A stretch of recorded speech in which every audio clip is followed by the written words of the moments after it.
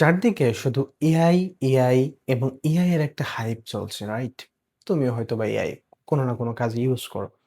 এখন কথা হচ্ছে এই এআই আসার পরে কোন ডিপার্টমেন্ট অ্যাকচুয়ালি সেফ? কোন ডিপার্টমেন্টে পড়লে আমি হয়তো ৫-১০ বছরের মধ্যে এআই আমার চাকরি খাবে না। টু বি অনেস্ট এরকম 100% সেফ কোন ডিপার্টমেন্টই না।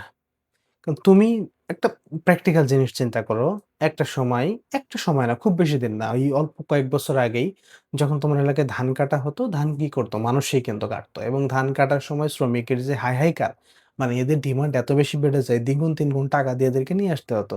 বাট এখন কি হচ্ছে? মোস্ট অফ দ্যা জায়গাতেই মেশিন চলে গেছে। ধান একদিক দিয়ে সে কাটতেছে, বস্তাতে ভরে যাচ্ছে, খেড়ার একদিকে ফেলে চলে যাচ্ছে। তাহলে এইখানে কি এআই এর কোনো কিছু মানে এক্সপেক্ট করছিল? বাট অটোমেশন এর কারণে এটা সিম্পল হয়ে গেছে। তুমি যদি দেখো যে আগে যদি তুমি একটা দরজা বানাইতে দিতা, সেই দরজাটা হয়তো ডিজাইন করতে ১ সপ্তাহ লেগে যেত। মানে কাঠের দরজা।